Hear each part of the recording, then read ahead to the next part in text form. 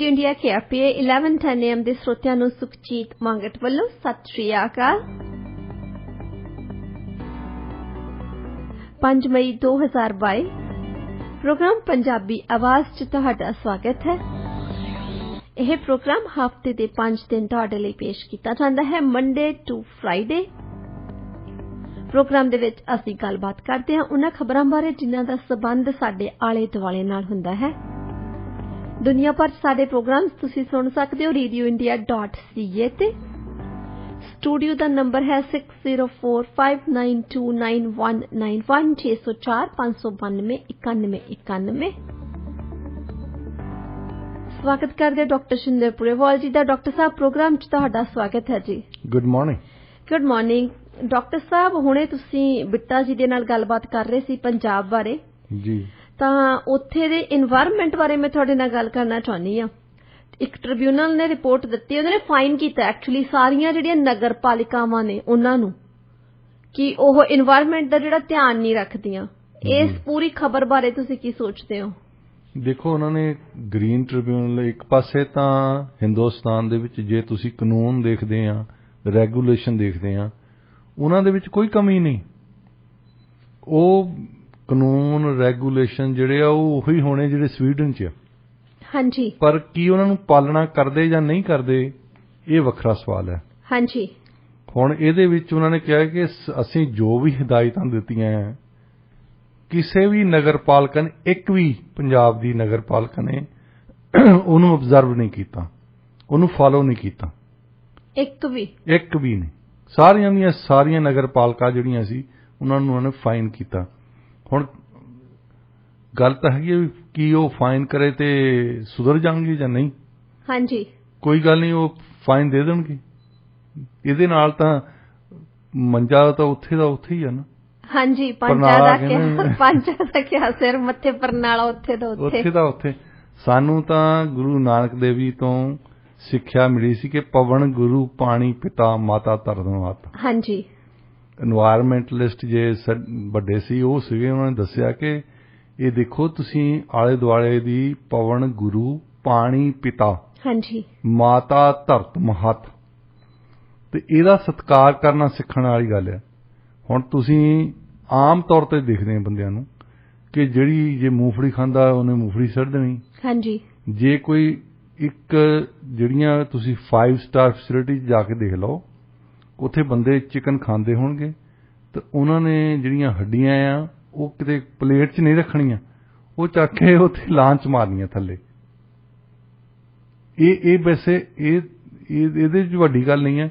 ਹੁਣ ਤੁਸੀਂ ਮੰਗਲ ਗ੍ਰਹਿ ਤੇ ਜਾਣਾ ਜਾਂ ਚੰਦਰਮਾ ਤੇ ਜਾਣਾ ਤਾਂ ਤੁਹਾਨੂੰ ਸੈਟਲਾਈਟਸ ਬਣਾਉਣੀਆਂ ਪੈਂਦੀਆਂ, ਤੁਹਾਨੂੰ ਉਸ ਹੱਦ ਤਾਈਂ ਵਿਗਿਆਨ ਵਧਣਾ ਚਾਹੀਦਾ। ਪਰ ਹੁਣ ਜਿਹੜੀ ਛੋਟੀ ਜਿਹੀ ਗੱਲ ਹੈ ਸਫਾਈ ਕਰਨੀ ਆ। ਹਾਂਜੀ, ਇੱਕ ਸਾਡੇ ਟੀਚਰ ਕਹਿੰਦੇ ਹੁੰਦੇ ਸੀ ਜੇ ਅਸੀਂ ਸਫਾਈ ਨਹੀਂ ਸੀ ਕਰਕੇ ਬੈਠਦੇ ਨਾ, ਸਾਨੂੰ ਤਾਂ ਆਪਣੇ ਡੈਸਕ, ਆਪਣੇ ਬੈਂਚ ਆਪ ਹੀ ਸਾਫ਼ ਕਰਨੇ ਪੈਂਦੇ ਸੀ। ਕੋਈ ਆਉਂਦਾ ਹੀ ਨਹੀਂ ਸਕੂਲੇ। ਹਾਂਜੀ, ਉਹਨੇ ਕਹਿਣਾ, ਉਹਦੀ ਇੱਕ ਤਕੀਆ ਕਲਾਮ ਹੁੰਦਾ ਸੀ, ਉਹਨੇ ਕਹਿਣਾ ਉਹ ਕੁੱਤਾ ਵੀ ਪੂਛ ਮਾਰ ਕੇ ਬੈਠਦਾ, ਮਤਲਬ ਸਮਝਾਉਣ ਦੀ ਗੱਲ ਕਰਦਾ ਹੁੰਦਾ ਸੀ। ਹਾਂਜੀ, ਕਿ ਤੁਸੀਂ ਆ ਕੇ ਉਦਾਂ ਹੀ ਬਹਿ ਜਾਂਦੇ ਆ, ਤੁਹਾਡੇ ਪਜਾਮਿਆਂ ਦੇ ਨਾਲ ਲੱਗ ਜਾਂਦੀ, ਪੈਂਟਾਂ ਦੇ ਨਾਲ ਲੱਗ ਜਾਂਦੀ ਹੈ ਮਿੱਟੀ, ਪਰ ਇਹਨੂੰ ਸਾਫ਼ ਕਰਿਆ ਕਰੋ ਪਹਿਲਾਂ। ਜੀ, ਹੁਣ ਸਾਨੂੰ ਇਹ ਸਫਾਈ ਦੀ ਇਸ਼ੂ ਜਿਹੜੀ ਆ ਨਗਰ ਪਾਲਿਕਾ ਦੇ ਵਿੱਚ, ਇੱਕ ਤਾਂ ਹੈਗੀ ਆ ਸਿੱਧੀ ਕਰਪਸ਼ਨ। ਜਿੰਨੀਆਂ ਵੀ ਇੰਡਸਟਰੀਜ਼ ਆ, ਤੁਸੀਂ ਬੁੱਢਾ ਨਾਲਾ ਲੁਧਿਆਣੇ ਦੇਖ ਲਓ। ਹਾਂਜੀ, ਤੁਸੀਂ ਉਹਦੇ ਵੱਲ ਦੇਖੋ, ਉਹ ਜਾ ਕੇ ਦਰਿਆ ਦੇ ਵਿੱਚ ਪੈਂਦਾ ਆ। ਇੰਨਾ ਗੰਦ, ਸਾਰੇ ਚਲੋ ਸ਼ਹਿਰ ਦਾ ਗੰਦ ਆ, ਉਹਦੇ ਨਾਲ ਇੰਡਸਟਰੀ ਦਾ ਗੰਦ ਹੈ। ਹਾਂਜੀ, ਜਿਨ੍ਹਾਂ ਨੂੰ ਕਿ ਨਹੀਂ ਪਾਉਣਾ ਚਾਹੀਦਾ ਉਹਦੇ ਵਿੱਚ ਉਹ ਪਾਉਂਦੇ ਆ।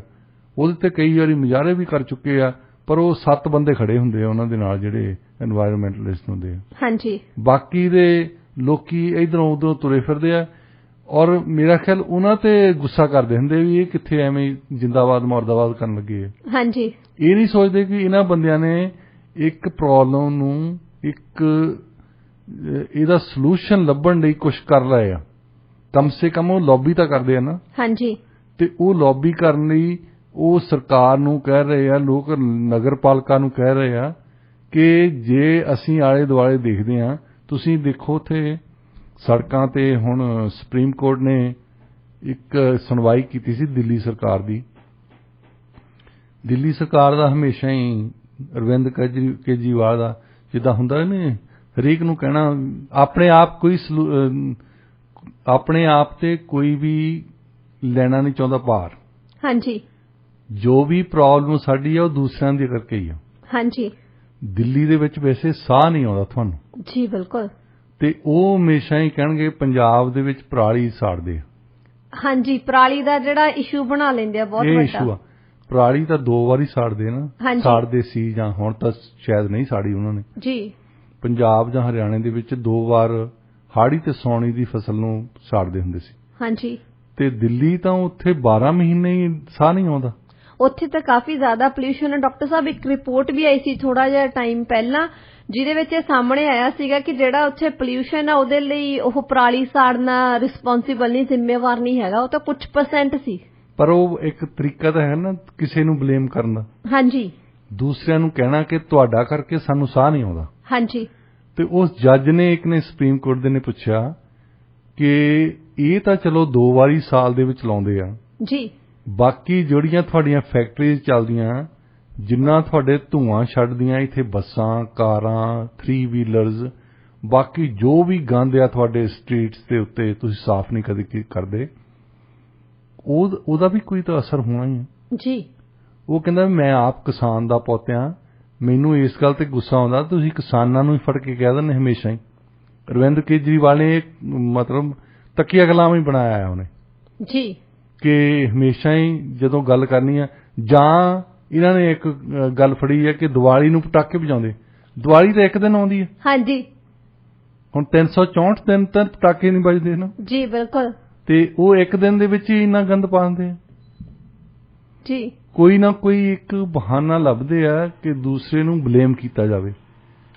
ਜੇ ਅਸੀਂ ਇਹ ਮੰਨ ਲਿਆ ਜਾਵੇ ਖਾਸ ਤੌਰ ਤੇ ਨਗਰਪਾਲਿਕਾ ਦੇ ਪਿੰਡਾਂ ਦੇ ਵਿੱਚ ਵੀ ਕਿ ਜਿਹੜਾ ਵੀ ਕਮ ਸੇ ਕਮ ਅਸੀਂ ਜਿੰਨਾ ਵੀ ਸਫਾਈ ਕਰ ਸਕਦੇ ਹਾਂ ਆਲੇ ਦੁਆਲੇ ਉਨੀ ਦਾ ਕਰਿਆ ਕਰੀਏ ਜੀ। ਜਿਹੜੇ ਵੱਡੇ ਪਲਾਂਟ ਲਾਉਣੇ ਆ, ਜਿਵੇਂ ਇਹ ਕਹਿੰਦੇ ਸੀ ਕਿ ਬਿਜਲੀ ਬਣਾਉਣ ਦੀ ਗੱਲ ਕਰਦੇ ਆ, ਉਹ ਤੇ ਚਲੋ ਇਨਵੈਸਟਮੈਂਟ ਆਉਂਦੀ ਆ ਨਾ, ਉਹਦੇ ਲਈ ਤੁਹਾਨੂੰ ਕਿੱਥੇ ਲਾਉਣਾ ਆ ਉਹ ਵੀ ਰੌਲਾ ਪੈਂਦਾ ਹੈ ਨਾ। ਹਾਂਜੀ। ਹਰੇਕ ਬੰਦਾ ਚਾਹੁੰਦਾ ਕਿ ਮੇਰੇ ਗੁਆਂਢ 'ਚ ਨਾ ਲੱਗੇ। ਅੱਛਾ, ਜ਼ਰੂਰੀ ਨਹੀਂ ਹੈ ਕਿ ਉਹ ਗੁਆਂਢ 'ਚ ਹੀ ਲਾਉਣਾ ਆ, ਬਾਹਰ ਜਗ੍ਹਾ ਤੇ ਹੈਗੀਆਂ, ਸ਼ਹਿਰਾਂ ਦੇ ਵਿੱਚ ਵੀ ਹੈਗੀਆਂ, ਪਿੰਡਾਂ ਦੇ ਵਿੱਚ ਵੀ ਹੈਗੀਆਂ। ਡਾਕਟਰ ਸਾਹਿਬ, ਇਹਦੇ ਨਾਲ ਰਿਲੇਟਡ ਵੀ ਖਬਰ ਆਈ ਸੀ ਕਿਸੇ ਪਿੰਡ ਦੇ ਵਿੱਚ ਨਾ ਕੁਝ ਨੌਜਵਾਨਾਂ ਨੇ ਜਿਹੜੀ ਸਾਂਝੀ ਜਗ੍ਹਾ ਹੁੰਦੀ ਆ ਉੱਥੇ ਦਰਖਤ ਲਾਏ ਤੇ ਜਿਹੜੀ ਉੱਥੋਂ ਦੀ ਸਰਪੰਚ ਸੀ ਉਹਨੇ ਅਗਲੇ ਦਿਨ ਜਾ ਕੇ ਸਾਰੇ ਦਰਖਤ ਪਟਵਾਤੇ। ਉਹ ਕਹਿੰਦੀ ਨੋ, ਇਹ ਸਾਂਝੀ ਜਗ੍ਹਾ, ਤੁਸੀਂ ਇੱਥੇ ਕਿਵੇਂ ਲਾ ਸਕਦੇ ਹੋ ਦਰਖਤ। ਮਤਲਬ ਮਤਾ ਪਾਸ ਕਰਤਾ ਵੀ ਸਾਹ ਲੈਣਾ ਮਾੜੀ ਗੱਲ ਆ। ਹਾਂਜੀ। ਇਹ ਹੈਗੀ ਪਾਗਲਪਣ ਦੀ ਗੱਲ। ਹਾਂਜੀ। ਸਭ ਤੋਂ ਪਹਿਲਾਂ ਕਹਿੰਦੇ ਹੁੰਦੇ ਆ, ਇੱਕ ਫਿਲਾਸਫਰ ਹੁੰਦਾ ਸੀ ਯੂਰਪ ਦਾ, ਉਹਨੂੰ ਕਹਿੰਦੇ ਵੀ ਤੂੰ ਇੰਨਾ ਵੱਡੀਆਂ ਚੀਜ਼ਾਂ ਕਿੱਦਾਂ ਡਿਸਕਵਰ ਕੀਤੀਆਂ, ਤੂੰ ਬੜਾ ਕੁਝ ਲਿਖਿਆ। ਉਹ ਕਹਿੰਦਾ ਸਭ ਤੋਂ ਪਹਿਲਾਂ ਤਾਂ ਮੈਂ ਆਪਣੇ ਮਾਈਂਡ ਨਾਲ ਹੀ ਸੈਟਲਮੈਂਟ ਕੀਤੀ।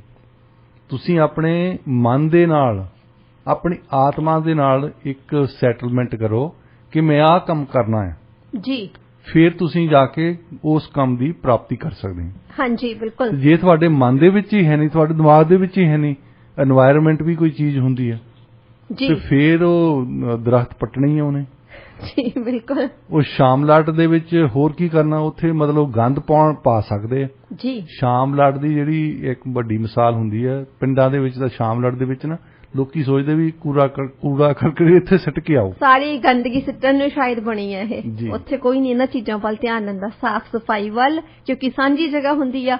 ਡਾਕਟਰ ਸਾਹਿਬ, ਰੁੱਖ ਕਰਦੇ ਹਾਂ ਜੀ ਖਬਰਾਂ ਵੱਲ। ਨਿਊ ਡੈਮੋਕ੍ਰੈਟਸ ਨੂੰ ਪੂਰੀ ਉਮੀਦ ਆ ਕਿ ਜਿਹੜੀ ਉਹਨਾਂ ਦੀ ਪ੍ਰਪੋਜ਼ਲ ਹੈਗੀ ਆ ਜਿਸ ਦੇ ਵਿੱਚ VOTING ਏਜ ਉਹ ਘਟਾ ਕੇ 16 ਸਾਲ ਕਰਨ ਜਾ ਰਹੇ ਆ, ਉਹਦੀ ਗੱਲ ਕੀਤੀ ਜਾ ਰਹੀ ਹੈ ਕਿ ਉਹਨਾਂ ਨੂੰ ਹਾਊਸ ਆਫ ਕਾਮਨਸ ਦੇ ਵਿੱਚ ਇਹਦਾ ਸਮਰਥਨ ਮਿਲ ਜੂਗਾ।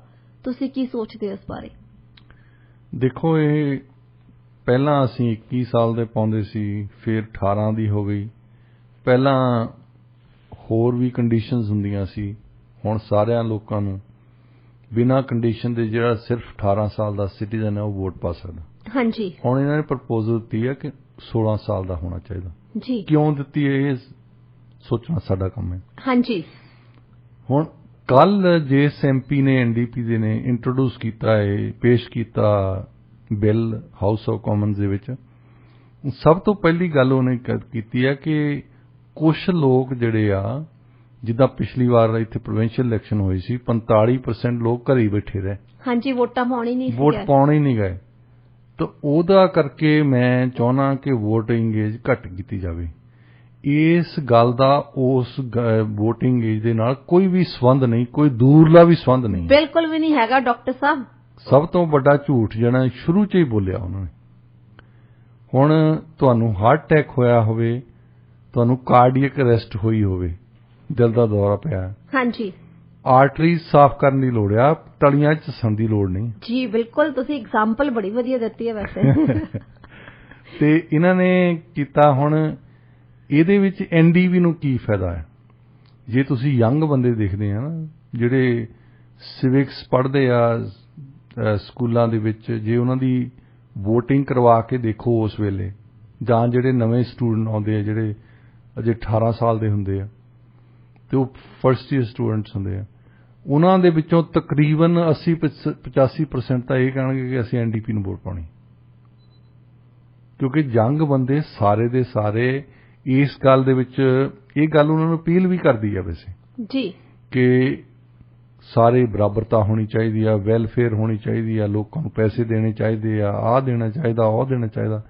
ਜਦੋਂ ਫਿਰ ਉਹ ਕੰਮ ਕਰਨ ਲੱਗ ਪੈਂਦੇ ਆ, ਫਿਰ ਪਤਾ ਲੱਗਦਾ ਵੀ ਇਹ ਪੈਸੇ ਸਰਕਾਰ ਜੇਬ ਚੋਂ ਨਹੀਂ ਦਿੰਦੀ, ਇਹ ਤਾਂ ਸਾਡੇ ਟੈਕਸ ਕੱਟ ਕੇ ਦਿੰਦੀ ਆ। ਹਾਂਜੀ, ਹੁਣ ਬਣਾਉਣੇ ਅਸੀਂ ਇੰਨੇ ਆ, ਇਹਦੇ ਵਿੱਚੋਂ 40% ਤਾਂ ਕੱਟ ਲਗਾਇਆ ਜੀ। ਜੋ ਫਿਰ ਚੈੱਕਾਂ ਮਿਲਦੀਆਂ ਨਾ, ਜੋ ਬੁੱਢੇ ਹੋਣ ਲੱਗਦੇ ਫਿਰ ਦੇਖਦੇ ਆ ਹਾਊਸਿੰਗ ਟੈਕਸ ਆ ਗਿਆ, ਸਾਨੂੰ ਸਾਡੀ ਇਨਕਮ ਤੇ ਟੈਕਸ ਲੱਗ ਗਿਆ। ਫਿਰ ਤੁਸੀਂ ਗਰੋਸਰੀ ਕਰਨ ਜਾਂਦੇ ਆ, ਕਿਤੇ ਕੋਈ ਖਰੀਦਣ ਚੀਜ਼ ਜਾਂਦੇ ਆ, ਉਹ ਤੇ ਟੈਕਸ ਲੱਗਾ ਆ ਜੀ। ਮਤਲਬ ਇਹਨਾਂ ਨੇ ਐਨਡੀਪੀ ਨੇ ਤਾਂ ਤਰੀਕਾ ਇੱਕ ਲੱਭਿਆ ਹੈ ਨਾ ਵੀ ਕੋਈ ਵੀ ਚੀਜ਼ ਹਿਲਦੀ ਬੁਝਦੀ ਹੋਵੇ ਉਹ ਤੇ ਟੈਕਸ ਲਾ ਸਕਦੇ ਤਾਂ ਲਾਓ ਜ਼ਰੂਰ। ਹਾਂਜੀ, ਫਿਰ ਪਤਾ ਲੱਗਦਾ ਬੰਦੇ ਨੂੰ ਕਿ ਇਹ ਗੱਲ ਗਲਤ ਲੱਗਦੀ ਮੈਨੂੰ। ਹਾਂਜੀ। ਤੇ ਚਰਚਲ ਇਸ ਕਰਕੇ ਕਹਿੰਦਾ ਹੁੰਦਾ ਸੀ, ਉਹਨੇ ਇੱਕ ਸਟੇਟਮੈਂਟ ਹੈ ਉਹਦੀ, ਉਹ ਕਹਿੰਦਾ ਜੇ ਤੁਸੀਂ 20 ਸਾਲਾਂ ਦੇ ਸੋਸ਼ਲਿਸਟ ਨਹੀਂ ਗੇ ਤਾਂ ਫਿਰ ਇਹਦਾ ਮਤਲਬ ਤੁਹਾਡੀ ਆਤਮਾ ਹੈ ਨਹੀਂ, ਤੇ ਜੇ 40 ਸਾਲਾਂ ਦੇ ਹੋ ਕੇ ਵੀ ਤੁਸੀਂ ਸੋਸ਼ਲਿਸਟ ਆ ਫਿਰ ਤੁਹਾਡਾ ਦਿਮਾਗ ਹੈ ਨਹੀਂ। ਕਿਉਂਕਿ ਉਸ ਵੇਲੇ ਤਾਂ ਪਤਾ ਲੱਗ ਜਾਂਦਾ ਨਾ ਇਹ ਕਿੱਦਾਂ ਜਿਹੜੀ ਸਟੇਟ ਆ ਕਿੰਨੇ ਟੈਕਸ ਲਾਉਂਦੀ ਆ, ਤੁਹਾਨੂੰ ਕਿੱਦਾਂ ਲੁੱਟਦੀ ਆ। ਹਾਂਜੀ, ਉਦੋਂ ਤਾਂ ਇਹ ਤਾਂ ਸਮਝ ਆਉਣੀ ਚਾਹੀਦੀ ਹੈ ਨਾ। ਜੀ ਬਿਲਕੁਲ। ਹੁਣ 18 ਤੋਂ ਘਟਾ ਕੇ 16 ਕਰਨੀ ਹੈ, ਸਿਰਫ ਤੇ ਸਿਰਫ ਐਨਡੀਪੀ ਦੇ ਹਿੱਤ ਦੀ ਗੱਲ ਹੈ। ਅੱਛਾ, ਯੰਗ ਬੰਦਿਆਂ ਨੇ ਪਹਿਲਾਂ ਜਿਹੜੀਆਂ 2014 ਚ ਇਲੈਕਸ਼ਨ ਹੋਈਆਂ ਬਹੁਤ ਵੋਟ ਪਾਈ ਪ੍ਰਾਈਮ ਮਿਨਿਸਟਰ ਨੂੰ। ਇਹਨਾਂ ਨੂੰ ਇਸ ਕਰਕੇ ਪਾਈ ਕਿ ਇਹਨਾਂ ਨੇ ਕਿਹਾ ਕਿ ਮੈਰਿਜੂਆਨਾ ਲੀਗਲ ਕਰ ਦੇਣਗੇ।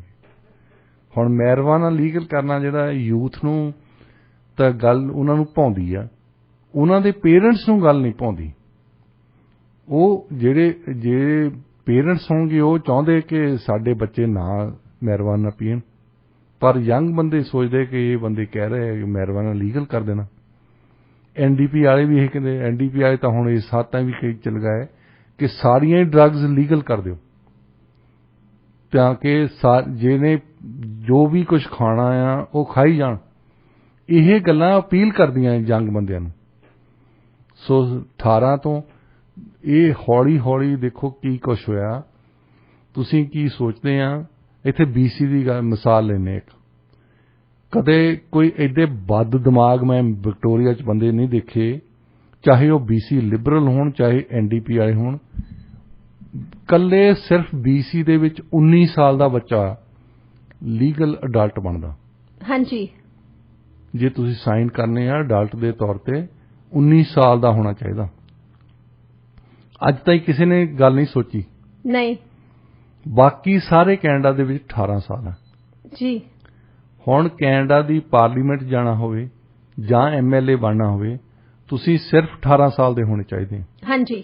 ਸੋ 18 ਸਾਲ ਦਾ ਬੰਦਾ ਇੱਥੋਂ ਇਲੈਕਸ਼ਨ ਜਿੱਤ ਕੇ ਚੱਲ ਜਾਵੇ, ਉਹ ਵਿਕਟੋਰੀਆ ਦੇ ਵਿੱਚ ਹੋ ਸਕਦਾ ਪ੍ਰੀਮੀਅਰ ਬਣ ਜਾਵੇ ਜੀ, ਹੋ ਸਕਦਾ ਮਿਨਿਸਟਰ ਬਣ ਜਾਵੇ, ਪਰ ਉਹ ਬੀਅਰ ਨਹੀਂ ਪੀ ਸਕਦਾ ਕਿਉਂਕਿ ਉਹਨੂੰ 19 ਸਾਲ ਦਾ ਹੋਣਾ ਪੈਣਾ ਬੀਅਰ ਪੀਣ ਦੇ ਲਈ। ਇੱਕ ਬੀਅਰ ਪੀਣ ਨੂੰ ਉਹ ਤੁਹਾਡੀ ਜ਼ਿੰਦਗੀ ਮੌਤ ਦੇ ਫੈਸਲੇ ਕਰ ਸਕਦਾ ਹੈ ਪਾਰਲੀਮੈਂਟ ਦੇ ਵਿੱਚ ਬੈਠ ਕੇ, ਪਰ ਬੀਅਰ ਨਹੀਂ ਪੀ ਸਕਦਾ।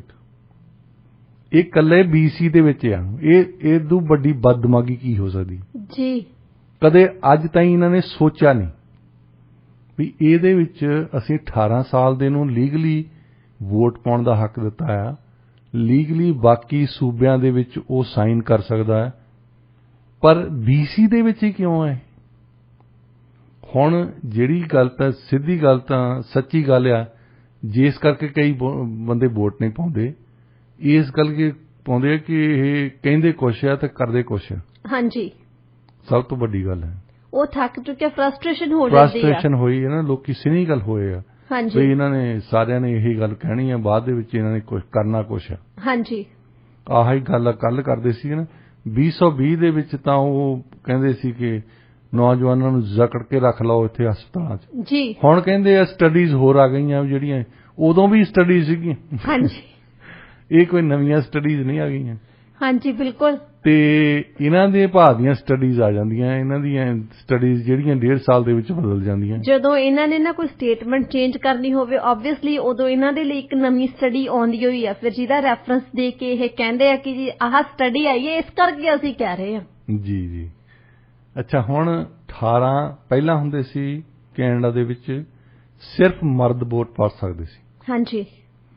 21 ਸਾਲ ਦੇ, ਉਹ ਵੀ ਯੂਰਪੀਅਨ ਮੂਲ ਦੇ, ਉਹਨਾਂ ਦੇ ਕੋਲ ਪ੍ਰਾਪਰਟੀ, ਜਿਹਨਾਂ ਦੇ ਕੋਲ ਮਤਲਬ ਆਮ ਬੰਦਾ ਨਹੀਂ ਪਾ ਸਕਦਾ ਸੀ, ਜਿਹਦੇ ਕੋਲ ਸਰਟਨ ਪ੍ਰਾਪਰਟੀ, ਉਹਦੇ ਵਿੱਚ ਉਹਨਾਂ ਨੇ ਲਿਖਿਆ ਹੁੰਦਾ ਸੀ ਕਿ ਜੇ ਅਰਬਨ ਏਰੀਆ ਦੇ ਵਿੱਚ ਇੰਨੇ 100 ਦੀ ਹੋਣੀ ਚਾਹੀਦੀ ਹੈ ਤੇ ਰੂਰਲ ਏਰੀਆ ਦੇ ਵਿੱਚ, ਪੇਂਡੂ ਇਲਾਕੇ ਦੇ ਵਿੱਚ ਇੰਨੇ 100 ਦੀ ਹੋਣੀ ਚਾਹੀਦੀ ਹੈ, ਕਿ ਉਹ ਪ੍ਰਾਪਰਟੀ 'ਚ ਫਰਕ ਸੀ। ਹਾਂਜੀ।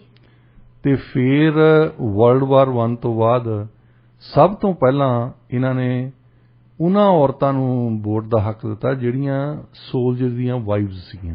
ਹਾਂਜੀ। ਤੇ ਉਸ ਤੋਂ ਬਾਅਦ ਫਿਰ ਸਾਰੀਆਂ ਔਰਤਾਂ ਦੀ ਇੱਕ ਲੌਬੀ ਬਣ ਗਈ। ਤੇ ਕੈਨੇਡਾ ਦੇ ਵਿੱਚ ਇੱਕ ਹੋਰ ਝੂਠ ਬੋਲਿਆ ਜਾਂਦਾ ਸਾਰੀਆਂ ਕਿਤਾਬਾਂ ਦੇ ਵਿੱਚ। ਇਹ ਇੱਕ ਸਵਾਲ ਪੁੱਛਦੇ ਆ, ਸਕੂਲਾਂ ਦੇ ਵਿੱਚ ਆਮ ਤੌਰ ਤੇ ਪੁੱਛਦੇ ਆ, ਵੈਸੇ ਯੂਨੀਵਰਸਿਟੀ ਦੇ ਵਿੱਚ ਵੀ ਇਹ ਚੱਲਦਾ।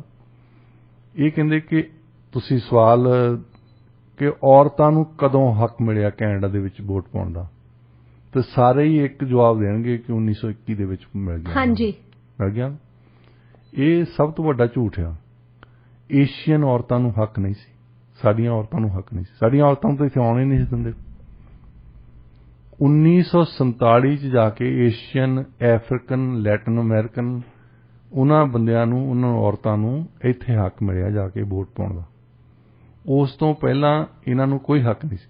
ਸੋ ਸ਼ਬਦ ਜੇ ਵਰਤਣਾ ਚਾਹੀਦਾ ਇਹਨਾਂ ਨੂੰ, ਤਾਂ ਇਹ ਵਰਤਣਾ ਚਾਹੀਦਾ ਕਿ ਵਾਈਟ ਔਰਤਾਂ ਨੂੰ ਮਿਲਿਆ ਸੀ। ਹਾਂਜੀ। ਇੰਨੀ ਕੁ ਤਾਂ ਮਤਲਬ ਇਮਾਨਦਾਰੀ ਹੋਣੀ ਚਾਹੀਦੀ ਹੈ ਨਾ। ਜੀ ਬਿਲਕੁਲ। 1947 ਤੁਸੀਂ ਦੇਖੋ, 1947 ਸਾਨੂੰ ਹੱਕ ਮਿਲਿਆ। ਹਾਂਜੀ।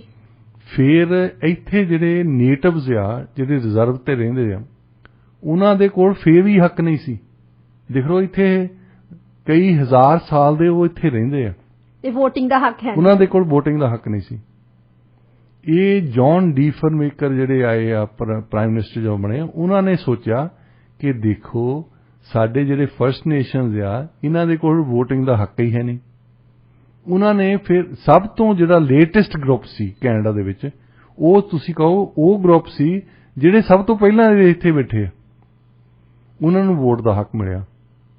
ਉਸ ਤੋਂ ਬਾਅਦ ਫਿਰ ਕਰਤਾ ਵੀ ਚਲੋ ਜਿਹੜਾ ਵੀ 21 ਸਾਲ ਦਾ ਉਹ ਵੋਟ ਪਾ ਸਕਦਾ ਹੈ, ਸਿਟੀਜ਼ਨ ਹੋਵੇ ਤਾਂ 21 ਸਾਲ ਦਾ ਹੋਵੇ। ਹਾਂਜੀ। ਤੇ ਕਈ ਵਾਰ ਪਾਬੰਦੀਆਂ ਲਾਉਂਦੇ ਸੀ ਕਿ ਜੱਜ ਨਹੀਂ ਵੋਟ ਪਾ ਸਕਦੇ, ਸਿਵਲ ਸਰਵੈਂਟਸ ਨਹੀਂ ਵੋਟ ਪਾ ਸਕਦੇ, ਜਾਂ ਜਿਹੜੇ ਬੰਦੇ ਜੇਲ੍ਹ ਦੇ ਵਿੱਚ ਆ ਉਹ ਨਹੀਂ ਵੋਟ ਪਾ ਸਕਦੇ। ਫਿਰ ਜਦੋਂ 18 ਦਾ ਫਿਰ ਕੀਤਾ ਤਾਂ ਬਾਅਦ ਵਿੱਚ ਚਾਰਟਰ ਆਫ ਰਾਈਟਸ ਐਂਡ ਫਰੀਡਮਸ ਦਾ ਚੱਕਰ ਚੱਲ ਪਿਆ। ਕੁਝ ਬੰਦਿਆਂ ਨੇ ਅਪੀਲ ਕੀਤੀ ਤੇ ਹੁਣ ਜਿਹੜੀ ਸੁਪਰੀਮ ਕੋਰਟ ਦੀ ਰੂਲਿੰਗ ਹੈ ਕਿ ਕੈਨੇਡਾ ਦੇ ਵਿੱਚ ਕੋਈ ਵੀ ਬੰਦਾ 18 ਸਾਲ ਦਾ ਹੋ ਗਿਆ, ਸਿਟੀਜ਼ਨ ਆ, ਉਹਨੂੰ ਵੋਟ ਪਾਉਣ ਦਾ ਹੱਕ ਹੈ। ਹਾਂਜੀ। ਤੇ ਹੁਣ NDP ਆਏ, ਇਹ NDP ਦਾ ਕਰਕੇ ਕਹਿੰਦੇ ਆ, ਬਾਕੀ ਦੇ ਸਭ ਬਹਾਨੇ ਆ। NDP ਦੀ ਵਾਕਿਆ ਹੀ ਵੋਟ ਵਧਣੀ ਹੈ। 16 ਸਾਲ ਦੇ ਆ, ਫਿਰ ਗਾਹਾਂ ਫਿਰ 14 ਦੇ ਕਰਨਗੇ, ਫਿਰ 12 ਦੇ ਕਰਨਗੇ, ਫਿਰ ਸਰੀ ਮੈਮੋਰੀਅਲ ਦੇ ਮੈਟਰਨਿਟੀ ਵਾਰਡ ਜਾਇਆ ਕਰਨਗੇ। ਜੋ ਬੱਚਾ ਜੰਮਿਆ, ਆਹ ਲੈ ਮੇਰਾ ਕਾਰਡ ਤੇ ਆਹ ਲੈ ਲੱਡੂ, ਵੋਟ ਮੈਨੂੰ ਪਾਈ। ਕਿੱਥੇ ਕਿਤਾਂ ਜਾਣਾ ਤੁਸੀਂ ਜਿਹੜਾ 18 ਦਾ ਇੱਕ ਏਜ ਅਸੀਂ ਲਾਈ ਆ ਕਿ ਇਹ ਲੀਗਲ ਏਜ ਆ। ਹਾਂਜੀ, ਆਰਬਿਟਰੀ ਆ। ਵੈਸੇ ਤਾਂ 16 ਸਾਲਾਂ ਦਾ ਵੀ ਸਿਆਣਾ ਹੋ ਸਕਦਾ ਤੇ 60 ਸਾਲਾਂ ਦਾ ਵੀ ਬੇਵਕੂਫ ਹੋ ਸਕਦਾ। ਜੀ ਬਿਲਕੁਲ ਸਹੀ। ਬਹੁਤ ਬੰਦੇ ਹੈਗੇ। ਵੈਸੇ ਉਮਰ ਦਾ ਅਕਲ ਨਾਲ ਕੋਈ ਸੰਬੰਧ ਨਹੀਂ। ਉਮਰ ਦਾ ਤਾਂ ਅਕਲ ਨਾਲ ਕੋਈ ਨਹੀਂ ਵਾਸਤਾ। ਅੱਛਾ, ਇਹਦਾ ਜਾਣਕਾਰੀ ਨਾਲ ਵੀ ਕੋਈ ਵਾਸਤਾ ਨਹੀਂ ਜੀ। ਜੇ 16 ਸਾਲਾਂ ਦੀ ਦਿਲਚਸਪੀ ਹੈਗੀ ਇਸ਼ੂਜ਼ ਦੇ ਵਿੱਚ, ਉਹਨੂੰ ਸਿਸਟਮ ਦਾ ਪਤਾ ਆ, ਹੋ ਸਕਦਾ 60 ਸਾਲਾਂ ਦੇ ਨੂੰ ਨਹੀਂ ਪਤਾ ਹੋਵੇ ਜੀ। ਹੁਣ ਜੇ ਤੁਸੀਂ ਐਰਿਸਟੋਟਲ ਦੀ ਗੱਲ ਸੁਣਦੇ ਹਨ, ਉਹ ਕਹਿੰਦਾ ਸੀ ਕਿ ਜਿਹੜਾ ਸਿਟੀਜ਼ਨ ਉਹ ਹੋਣਾ ਚਾਹੀਦਾ ਆ, ਮਤਲਬ ਵੋਟ ਨੂੰ ਉਹ ਪਾਵੇ ਜਿਹਦੇ ਵਿੱਚ ਯੋਗਤਾ ਹੋਵੇ। ਇਹਦੇ ਹਿਸਾਬ ਨਾਲ ਤਾਂ ਸਾਡੀ ਸਾਰੀ ਪਾਰਲੀਮੈਂਟ ਇੱਥੇ ਬੈਠੀ ਹੋਵੇ। ਹਾਂਜੀ, ਕਿਉਂਕਿ ਇਹਨਾਂ ਦੇ ਵਿੱਚੋਂ ਬਹੁਤ ਬੰਦਿਆਂ ਦੀ ਯੋਗਤਾ ਹੀ ਹੈ ਨਹੀਂ। ਜੀ ਜੀ। MLA ਦੀ ਯੋਗਤਾ ਹੈ ਨਹੀਂ। ਹੁਣ ਅਸੀਂ ਇਹ ਗੱਲ ਮੰਨੀ ਹੈ ਕਿ 18 ਸਾਲ ਦਾ ਆ, ਉਹਨੂੰ ਸਿਟੀਜ਼ਨ ਆ ਤੇ ਇਲੈਕਸ਼ਨ ਵੀ ਲੜ ਸਕਦੇ ਆ, ਵੋਟ ਵੀ ਪਾ ਸਕਦੇ ਆ। ਹਾਂਜੀ, ਇੰਨਾ ਹੀ ਸਟੈਂਡਰਡ ਰੱਖਿਆ ਹੈ ਜੀ। ਤੇ ਉਹਦੇ ਵਿੱਚੋਂ ਹੁਣ 18 ਤੋਂ 16 ਕਰਨ ਦਾ ਮਤਲਬ ਇਹੀ ਹੈ ਕਿ ਸਾਡੀਆਂ ਵੋਟਾਂ ਵਧਣਗੀਆਂ। ਕੁਰਸੀ ਦਾ ਹੀ ਸਾਰਾ ਚੱਕਰ ਆ, ਬਸ ਕੁਰਸੀ ਦਾ ਚੱਕਰ ਹੈ। ਤੇ ਜਾਂ ਇਦਾਂ ਦੀਆਂ ਉਹਨਾਂ ਨੂੰ ਗੱਲਾਂ ਅਪੀਲ ਕਰਦੀਆਂ ਕਿ ਵੱਧ ਤੋਂ ਵੱਧ ਵੈਲਫੇਅਰ ਦਿੱਤੀ ਜਾਵੇ, ਵੱਧ ਤੋਂ ਵੱਧ ਵੈਲਫੇਅਰ ਸਟੇਟ ਨੂੰ ਵਧਾਇਆ ਜਾਵੇ, ਵੱਧ ਤੋਂ ਵੱਧ ਡਰੱਗਸ ਲੀਗਲ ਕੀਤੀਆਂ ਜਾਣ। ਜਿਹੜੇ ਨੌਜਵਾਨ ਆ ਇਹੀ ਚਾਹੁੰਦੇ ਆ ਕਿ ਠੀਕ ਆ। ਹੁਣ ਨੌਜਵਾਨਾਂ ਦੇ ਵਿੱਚ ਇੱਕ ਰੁਝਾਨ ਬਣਿਆ ਆ, ਉਹ ਕਹਿੰਦੇ ਕਿ ਇਹ ਤਾਂ ਲੀਗਲ ਆ। ਹੁਣ ਲੀਗਲ ਦਾ ਮਤਲਬ ਇਹ ਤਾਂ ਨਹੀਂ ਵੀ ਠੀਕ ਹੈ ਜੀ। ਜੇ ਜ਼ਹਿਰ ਲੀਗਲ ਬਣ ਜਾਵੇ ਤਾਂ ਇਹਦਾ ਮਤਲਬ ਇਹ ਥੋੜ੍ਹਾ ਤੁਸੀਂ ਖਾ ਲੈਣੀ ਹੈ।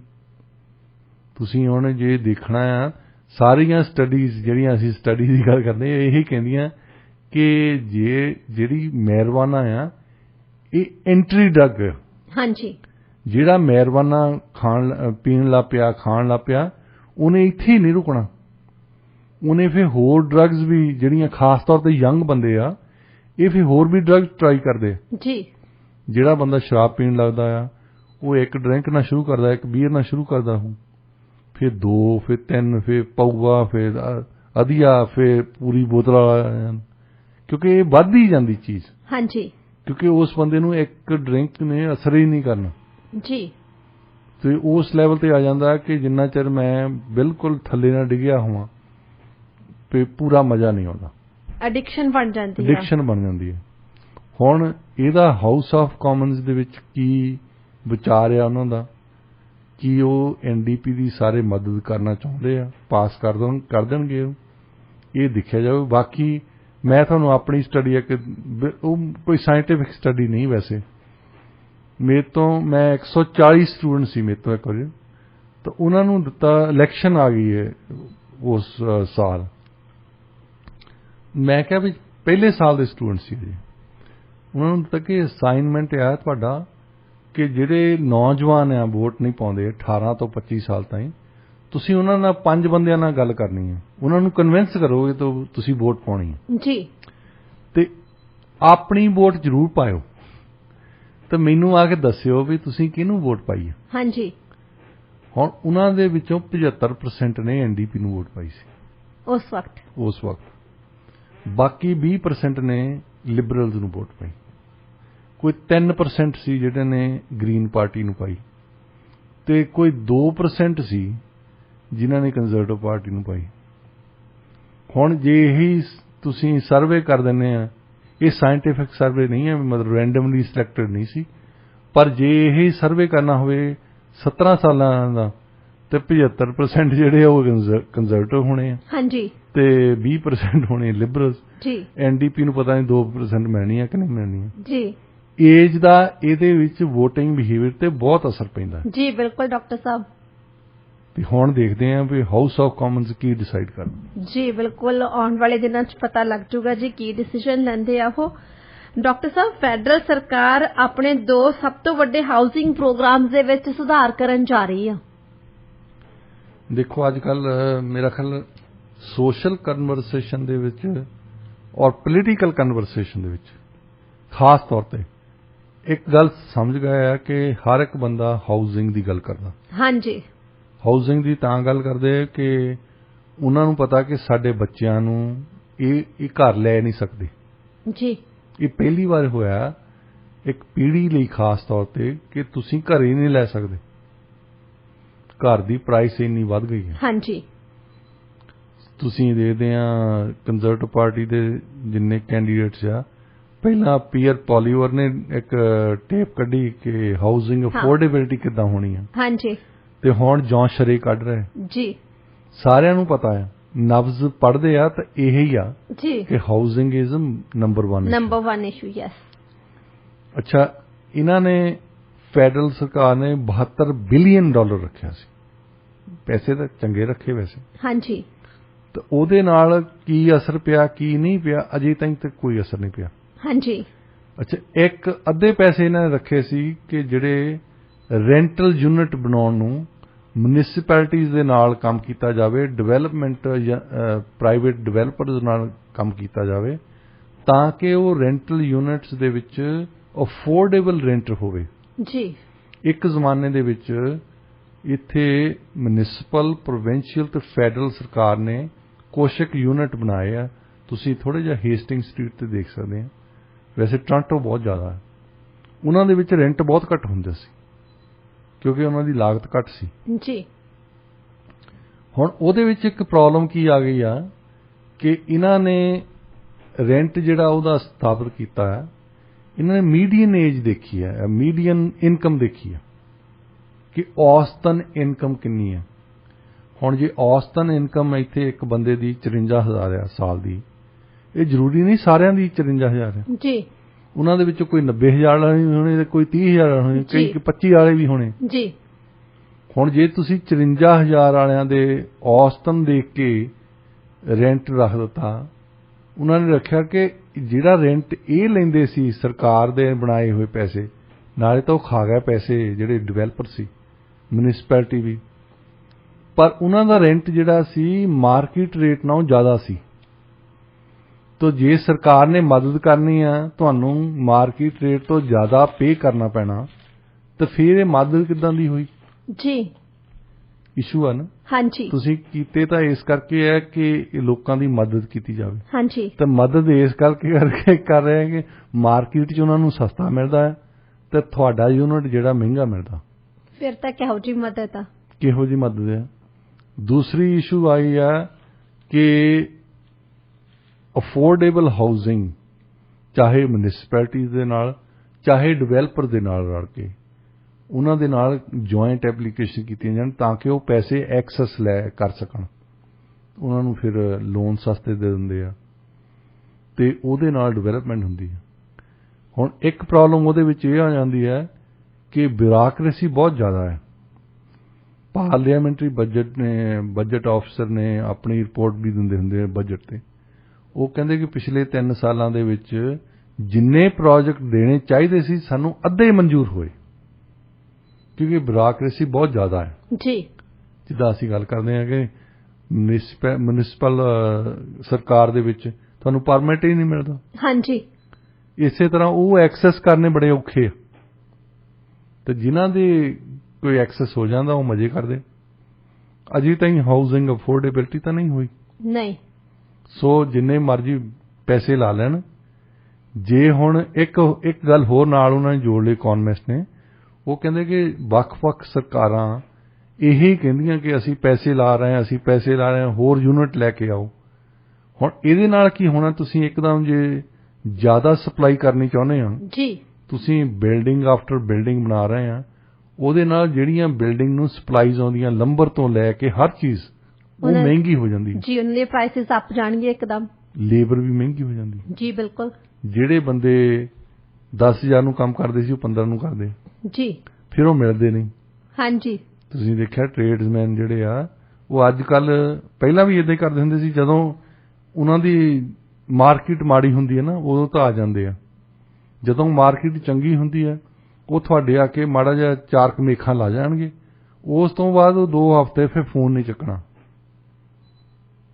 ਫਿਰ ਆਉਣਗੇ ਫਿਰ 4 ਮੇਖਾਂ ਲਾ ਜਾਣਗੇ, ਫਿਰ 2 ਹਫ਼ਤੇ ਤੁਹਾਡੇ ਕੱਟਦੇ ਨੇ। ਜਿਹੜਾ ਕੰਮ 1 ਮਹੀਨੇ 'ਚ ਹੋਣਾ ਜਾਂ ਉਹਨਾਂ ਨੇ 6 'ਚ ਕਰਨਾ। ਹਾਂਜੀ। ਉਹਦੇ ਨਾਲ ਵੀ ਕਾਸਟ ਵੱਧਦੀ ਹੈ ਤੁਹਾਡੀ ਜੀ, ਕਿਉਂਕਿ ਤੁਹਾਡੇ ਤਾਂ ਮੌਰਗੇਜ ਲਈ ਹੈ, ਤੁਸੀਂ ਪੇਮੈਂਟਸ ਦੇ ਰਹੇ। ਹਾਂਜੀ।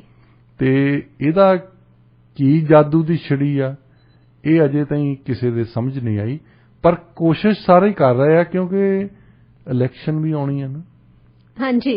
ਇਲੈਕਸ਼ਨ ਦਾ ਕਰਕੇ ਕੋਸ਼ਿਸ਼ ਕਰ ਰਹੇ ਆ। ਜਿੱਦਾਂ ਹੁਣ ਅਮਰਤਾ ਸੈਨ ਕਹਿੰਦਾ ਸੀ, ਇਕੋਨਮਿਸਟ ਜਿਹੜਾ ਇੰਡੀਆ ਦਾ, ਜਿਹਨੂੰ ਨੋਬਲ ਪ੍ਰਾਈਜ਼ ਮਿਲਿਆ, ਉਹਦੀ ਇਹੀ ਥਿਊਰੀ ਸੀ ਨਾ। ਉਹ ਕਹਿੰਦਾ ਜਿਹੜੀ ਡੈਮੋਕ੍ਰੇਸੀ ਆ ਇਹਦੇ ਵਿੱਚ ਫੈਮਨ ਨਹੀਂ ਹੋ ਸਕਦੀ, ਇਹਦੇ ਵਿੱਚ ਭੁੱਖਮਰੀ ਨਹੀਂ ਆ ਸਕਦੀ ਜੀ। ਇਸ ਕਰਕੇ ਕਿਉਂਕਿ ਇਹਨਾਂ ਨੂੰ ਇਲੈਕਸ਼ਨ ਦਾ ਖਤਰਾ ਹੁੰਦਾ। ਹਾਂਜੀ। ਵੋਟਾਂ ਲੈਣੀਆਂ ਆ, ਭੁੱਖਮਰੀ ਭਾਵੇਂ ਕਿਤੇ ਉਹ ਖਰੀਦ ਕੇ ਹੀ ਕਣਕ ਦੇਣ, ਤੁਹਾਨੂੰ ਦੇਣਗੇ ਜ਼ਰੂਰ ਜੀ, ਕਿਉਂਕਿ ਜਦੋਂ ਵੋਟਾਂ ਆ ਗਈਆਂ ਉਸ ਵੇਲੇ ਤੁਹਾਨੂੰ ਤੁਹਾਡੇ ਢਿੱਡ 'ਚ ਕੁਝ ਗਿਆ ਆ ਤਾਂ ਵੋਟ ਪਾਉਣ ਜਾਓਗੇ, ਨਹੀਂ ਤਾਂ ਤੁਸੀਂ ਉਹਦੇ ਖਿਲਾਫ ਵੋਟ ਪਾ ਕੇ ਆਓਗੇ, ਭੁੱਖੇ ਹੀ ਭਾਵੇਂ ਪਾ ਕੇ ਆਓ। ਹਾਂਜੀ, ਬਿਲਕੁਲ ਸਹੀ। ਸੋ ਡੈਮੋਕ੍ਰੇਸੀ ਦਾ ਇੰਨਾ ਕਸਰ ਹੈਗਾ ਕਿ ਇਹਨਾਂ ਨੇ ਰੈਕਗਨਾਈਜ਼ ਕੀਤਾ ਹੈ ਕਿ ਇਹ ਇਸ਼ੂ ਬਣੀ ਆ ਜੀ, ਪਰ ਉਸ ਇਸ਼ੂ ਦਾ ਕੀ ਸੋਲੂਸ਼ਨ ਹੋਣਾ ਚਾਹੀਦਾ ਉਹ ਅਜੇ ਤਾਈਂ ਇਹਨਾਂ ਦੇ ਦਿਮਾਗ ਦੇ ਵਿੱਚ ਨਹੀਂ ਆਉਂਦਾ। ਜੀ ਬਿਲਕੁਲ, ਸਿਰਫ ਵੋਟਾਂ ਦੀ ਕਰਕੇ ਸਭ ਨੂੰ ਇੰਨਾ ਪਤਾ ਹੈ ਕਿ ਸਾਰੇ ਲੋਕ ਇਸ ਕਰਕੇ ਦੁਖੀ ਨੇ, ਲੋਕਾਂ ਦੀ ਜਿਹੜੀ ਕਹਿ ਲਓ ਦੁੱਖ ਦੀ ਰਗ ਤੇ ਹੁਣ ਹੱਥ ਰੱਖ ਰਹੇ ਹੈਗੇ ਆ। ਡਾਕਟਰ ਸਾਹਿਬ, ਕੈਨੇਡਾ ਰੈਵਨਿਊ ਏਜੰਸੀ ਨੇ ਖੁਦ ਦੀ ਬਣਾਈ ਹੋਈ ਪਾਲਿਸੀ ਨੂੰ ਵੀ ਵਾਇਓਲੇਟ ਕਰ ਦਿੱਤਾ, ਉਲੰਘਣਾ ਕਰ ਦਿੱਤੀ। ਆਪੇ ਪਾਲਿਸੀ ਬਣਾਈ ਤੇ ਆਪੇ ਉਹਦੀ ਉਲੰਘਣਾ ਕਰਤੀ ਤੇ ਇਹਦੇ ਤੇ ਉਹਨਾਂ ਦਾ ਸਟਾਫ ਵੀ ਡਿਵਾਈਡ ਹੋਇਆ ਪਿਆ। ਕੀ ਸੋਚਦੇ ਹੋ ਇਸ ਖਬਰ ਬਾਰੇ ਤੁਸੀਂ? ਇਹ ਇੱਕ ਕਾਰਪੋਰੇਸ਼ਨ ਦੇ ਨਾਲ ਕੋਈ ਇਸ਼ੂ ਬਣੀ ਸੀ, ਉਹਨਾਂ ਨੇ ਟੈਕਸ ਨਹੀਂ ਦਿੱਤੇ ਹੋਣੇ ਕੁਛ, ਤੇ ਇਹ ਫਿਰ ਕੀ ਕਰਦੇ ਆ ਕਿ ਸੌਦਾ ਕਰਦੇ ਆ ਕਿ ਚੱਲ ਤੇਰੇ ਵੱਲ ਇੰਨੇ ਸੀ, ਤੂੰ ਇੰਨੇ ਪੈਸੇ ਦੇ ਦੇ, ਇੰਨੇ ਸੀ ਇੰਨੇ ਦੇ ਦੇ।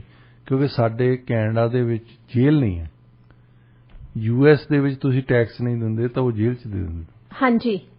ਸੋ ਇਸ ਗੱਲ ਤੋਂ ਬਚੇ ਹੋਏ ਆ ਇੱਥੇ MP ਬਣਾਉਂਦੇ ਤੁਹਾਨੂੰ।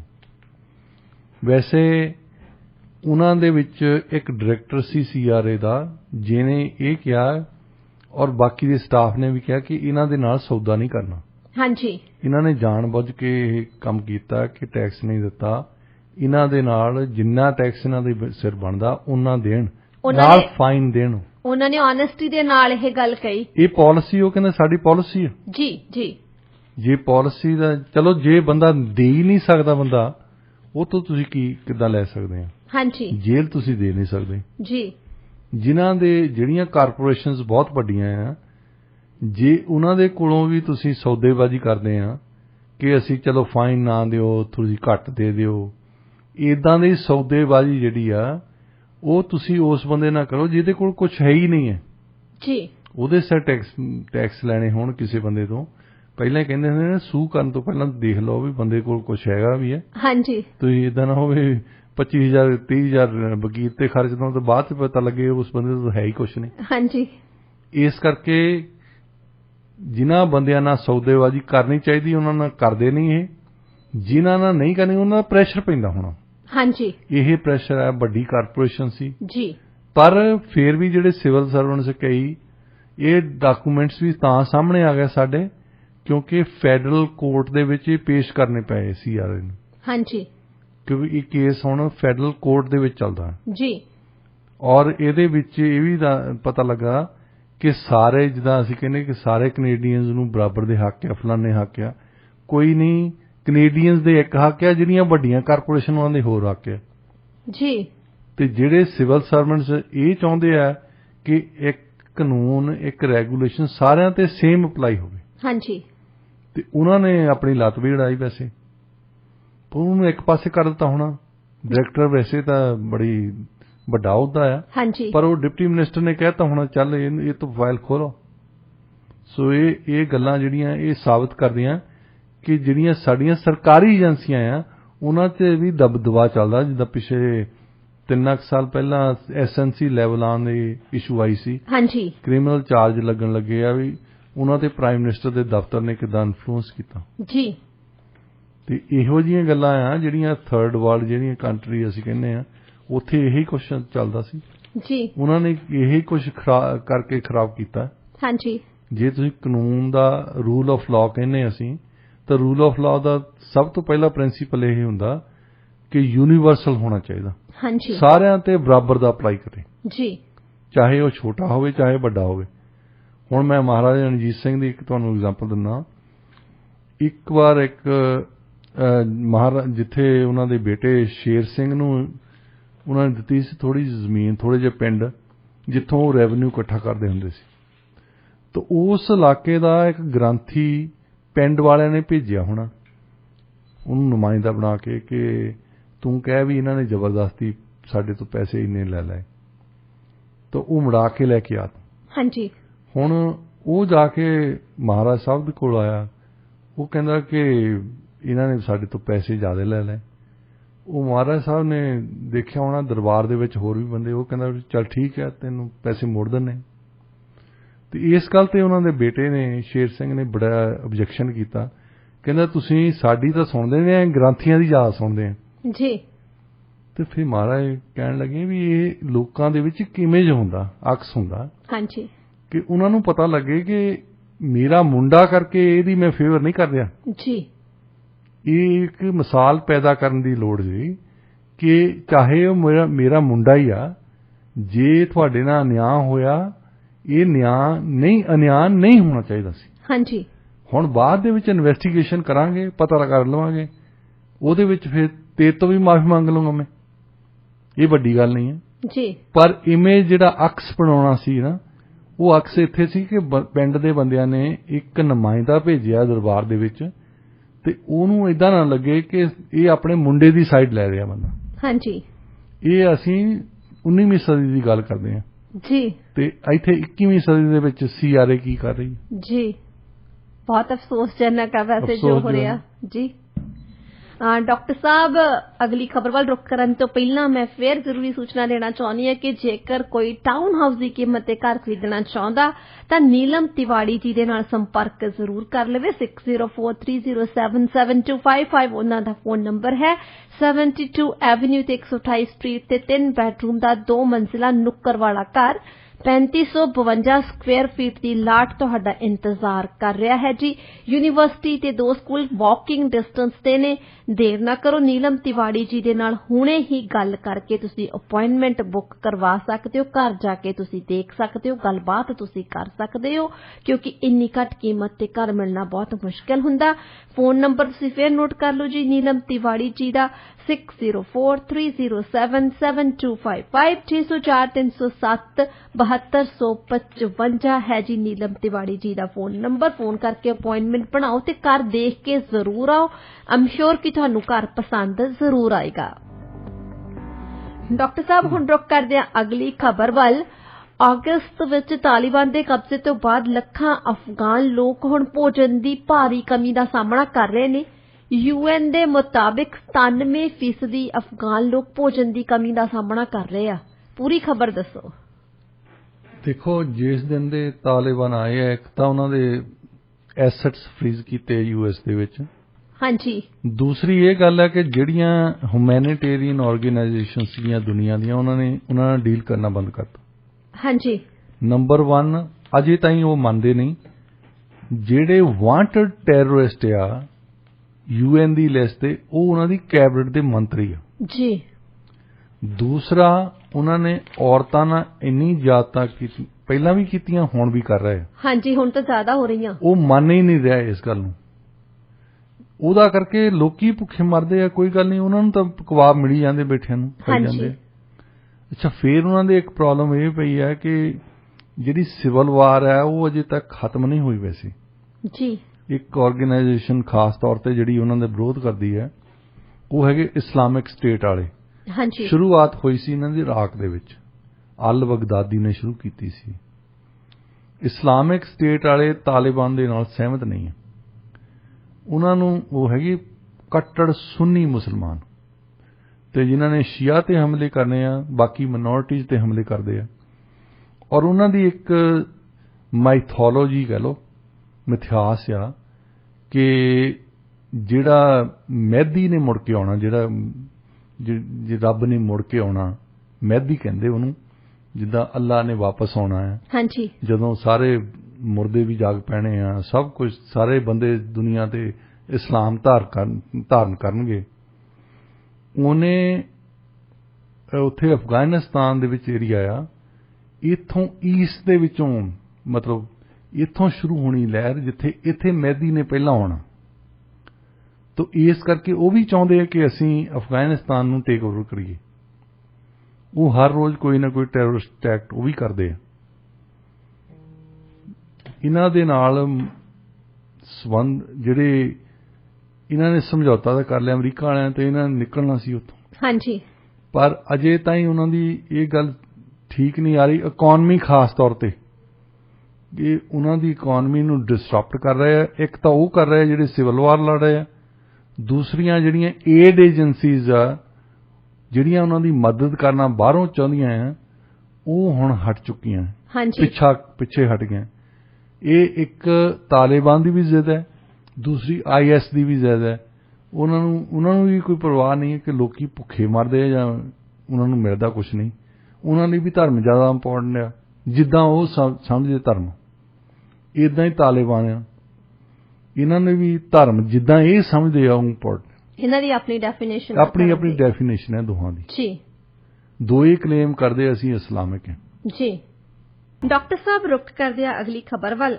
ਵੈਸੇ ਨਾ ਜਿਹੜੇ ਲੋਕ ਫੈਨਸ ਹੁੰਦੇ ਆ, ਡਾਈ ਹਾਰਡ ਫੈਨਸ ਹੁੰਦੇ ਆ, ਉਹ ਆਪਣੇ ਜਿਹੜੇ ਸੈਲੀਬ੍ਰਿਟੀਜ਼ ਹੁੰਦੇ ਆ ਉਹਨਾਂ ਤੋਂ ਇੰਨੇ ਜ਼ਿਆਦਾ ਪ੍ਰਭਾਵਿਤ ਹੋ ਜਾਂਦੇ ਆ ਨਾ, ਜਿਹੜੀਆਂ ਉਹਨਾਂ ਦੀਆਂ ਚੀਜ਼ਾਂ ਹੁੰਦੀਆਂ ਨੇ ਉਹਨਾਂ ਨੂੰ ਬਾਏ ਕਰਨ ਦੇ ਲਈ ਉਹ 4 ਗੁਣਾ 5 ਗੁਣਾ ਰਕਮ ਤੱਕ ਦੇਣ ਨੂੰ ਤਿਆਰ ਹੁੰਦੇ ਆ, ਚਾਹੇ ਉਹਨਾਂ ਕੋਲੇ ਉਨੀ ਮਨੀ ਹੋਵੇ ਚਾਹੇ ਨਹੀਂ ਹੋਵੇ। ਅਰੇਂਜ ਕਰਦੇ ਆ, ਲੋਨਸ ਵੀ ਲਾ ਲੈਂਦੇ ਆ। ਹੁਣ ਇਹੋ ਜਿਹੀ ਇੱਕ ਖਬਰ ਹੈਗੀ ਹੈ ਜਿਹੜੀ ਮੈਂ ਤੁਹਾਡੇ ਨਾਲ ਡਿਸਕਸ ਕਰਨ ਜਾ ਰਹੀ ਹੈਗੀ ਆ। Diego Maradona the iconic hand of god ਜੋ ਜਰਸੀ ਆ, ਉਹਨੂੰ ਰੈਕਡ ਪ੍ਰਾਈਸ ਦੇ ਵਿੱਚ ਆ ਗਿਆ ਸੀ। ਦੇਖੋ, ਨਾਰਮਲੀ ਮੇਰਾ ਖਿਆਲ ਤੁਸੀਂ ਸਟੋਰ ਜਾਓਗੇ ਤਾਂ $9 ਦੀ ਮਿਲ ਜਾਣੀ ਹੈ, ਤਾਂ ਉਹਦੀ ਪ੍ਰਾਈਸ ਹੁਣ ਮਿਲੀ ਹੈ $9 ਮਿਲੀਅਨ। ਹਾਂਜੀ। ਤੇ ਇਹ ਡੇਗੋ ਗਾਰਸੀਆ ਜਿਹੜੇ ਸੀ ਅਰਜਨਟੀਨਾ ਦੇ ਫੁੱਟਬਾਲ ਪਲੇਅਰ। ਹਾਂਜੀ। 1986 ਚ ਇਹਨਾਂ ਦਾ ਜਦੋਂ ਫਾਈਨਲ ਮੈਚ ਹੋਇਆ ਇੰਗਲੈਂਡ ਦੇ ਨਾਲ, ਉਸ ਵੇਲੇ ਵਰਲਡ ਕੱਪ ਦੇ ਵਿੱਚ ਅਜੇ ਅਰਜਨਟੀਨਾ ਦੀ ਤਾਂ ਇੰਗਲੈਂਡ ਦੀ ਲੜਾਈ ਹੋ ਕੇ ਹਟੀ ਸੀ। ਹਾਂਜੀ। ਪਹਿਲਾਂ ਇਹਨਾਂ ਨੇ ਜਿਹੜੇ ਇੰਗਲੈਂਡ ਵਾਲੇ ਉਹਨੂੰ ਕਹਿੰਦੇ ਆ ਫਾਕਲੈਂਡ ਆਈਲੈਂਡਸ, ਤੇ ਅਰਜਨਟੀਨਾ ਵਾਲੇ ਕਹਿੰਦੇ ਆ ਮਲਵੀਨਾਸ ਜੀ, ਆਪਣਾ ਨਾਂ ਰੱਖਿਆ ਇਹਨਾਂ ਨੇ। ਤੇ ਉਸ ਵੇਲੇ ਉਹਨਾਂ ਨੇ ਇੱਕ ਹੈਡ ਮਾਰਿਆ, ਤੇ ਸੌਕਰ ਦੇ ਵਿੱਚ ਤੁਸੀਂ ਆਪਣਾ ਹੱਥ ਨਹੀਂ ਯੂਜ਼ ਕਰ ਸਕਦੇ। ਹਾਂਜੀ। ਤਾਂ ਉਹ ਬਹੁਤੇ ਲੋਕੀ ਕਹਿੰਦੇ ਵੀ ਰੈਫਰੀ ਨੂੰ ਦੇਖਿਆ ਨਹੀਂ, ਉਹਨੇ ਹੱਥ ਯੂਜ਼ ਕੀਤਾ, ਹੈਡ ਨਹੀਂ ਮਾਰਿਆ।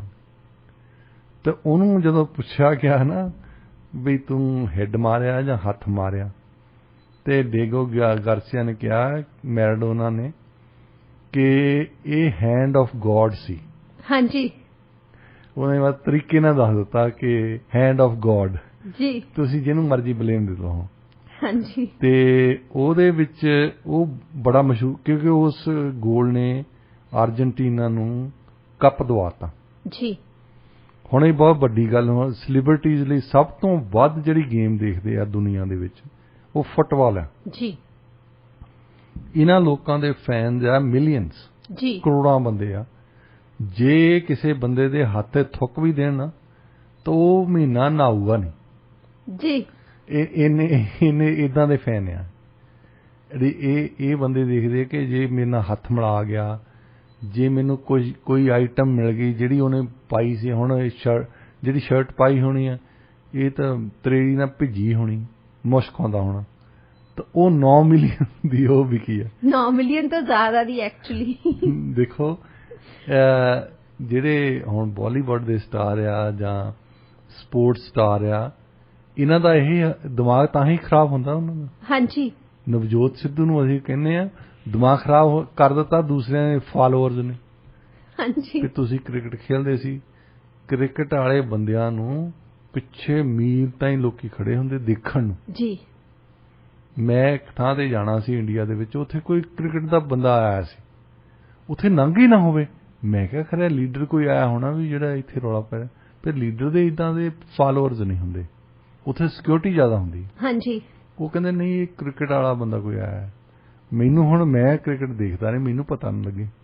ਉਹ ਕਹਿੰਦੇ ਤੂੰ ਜਾ ਕੇ, ਫਿਰ ਮੈਂ ਗੂਗਲ ਕੀਤਾ, ਫਿਰ ਪਤਾ ਲੱਗਾ ਵੀ ਉਹ ਕ੍ਰਿਕਟ ਦਾ ਬੜਾ ਟੌਪ ਪਲੇਅਰ ਸੀ। ਉਸ ਫਲਾਈਟ ਦੇ ਵਿੱਚ ਆਇਆ ਤੇ ਮਤਲਬ ਇੰਨੇ ਸ਼ਰਧਾਲੂ ਖੜੇ, ਇਹ ਦੇਖਦੇ ਹੋਣੇ ਵੀ ਸਾਡੇ ਨਾਲ ਹੱਥ ਲੱਗ ਜਵੇ, ਸਾਡੇ ਨਾਲ ਜਾਂ ਕੋਈ ਆਈਟਮ ਮਿਲ ਜਵੇ ਇਹਦੇ ਜਿਹੜੀ ਅਸੀਂ ਰੱਖ ਸਕੀਏ। ਇੱਕ ਝਲਕ ਦੇਖਣ ਨੂੰ ਵੀ ਲੋਕੀ ਉੱਥੇ ਰਾਤ ਭਰ ਪਹਿਲਾਂ ਹੀ ਜਾ ਕੇ ਖੜ ਜਾਂਦੇ ਆ 에ਅਰਪੋਰਟ ਤੇ, ਜੇ ਉਹਨਾਂ ਨੂੰ ਪਤਾ ਲੱਗ ਜਾਵੇ ਨਾ ਉਹਨਾਂ ਦੇ ਕਿਸੇ ਫੇਵਰਿਟ ਸਟਾਰ ਨੇ ਆਉਣਾ। ਬੁੱਤ ਪੂਜਾ ਹੈ, ਰੱਬ ਬਣਾਇਆ ਹੈ ਉਹਨਾਂ ਲੋਕਾਂ ਨੂੰ, ਡਾਈ ਹਾਰਡ ਫੈਨਸ। ਡਾਕਟਰ ਸਾਹਿਬ ਸਮਾਂ ਹੋ ਗਿਆ ਜੀ ਅੱਜ ਦੇ ਵਿਚਾਰ ਦਾ, ਤੇ ਆਪਣੇ ਸਰੋਤਿਆਂ ਨੂੰ ਤੁਸੀਂ ਅੱਜ ਦਾ ਵਿਚਾਰ ਵੀ ਦੱਸ ਦਿਓ। ਸਿਆਣੇ ਕਹਿੰਦੇ ਕਿ ਡਾਕਟਰ ਬੁੱਢਾ ਤੇ ਵਕੀਲ ਜਵਾਨ ਹੋਣਾ ਚਾਹੀਦਾ। ਜੀ ਬਿਲਕੁਲ ਠੀਕ। ਇਸੇ ਨੋਟ ਤੇ ਅਸੀਂ ਅੱਜ ਦਾ ਪ੍ਰੋਗਰਾਮ ਇੱਥੇ ਹੀ ਸਮਾਪਤ ਕਰਦੇ ਹਾਂ। ਪ੍ਰੋਗਰਾਮ ਤੁਹਾਨੂੰ ਕਿਹੋ ਜਿਹਾ ਲੱਗਿਆ ਸਾਨੂੰ ਦੱਸਣਾ ਜ਼ਰੂਰ। ਪ੍ਰੋਗਰਾਮ 'ਚ ਸਾਥ ਦੇਣ ਲਈ ਬਹੁਤ ਬਹੁਤ ਸ਼ੁਕਰੀਆ।